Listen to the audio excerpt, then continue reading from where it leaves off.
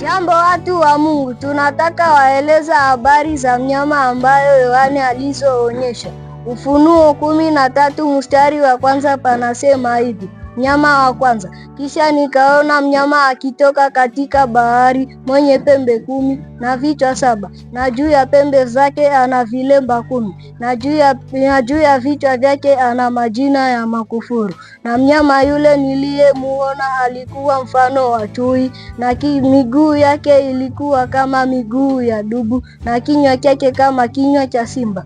Na yule joka akamupa nguvu zake na kiti chake cha enzi na uwezo mwingi. Kisha nikaona kimoja cha vichwa vyake kana kwamba kimetiwa jeraha la mauti, na pigo lake la mauti likapona.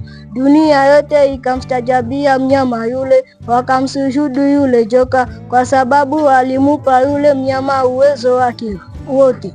Nao wakamsujudu yule mnyama wakisema, ni nani afananaye na mnyama huyu? Tena ni nani awezaye kufanya vita naye? Naye akapewa kinywa cha kunena maneno makuu ya makufuru. Akapewa uwezo wa kufanya kazi yake miezi 42.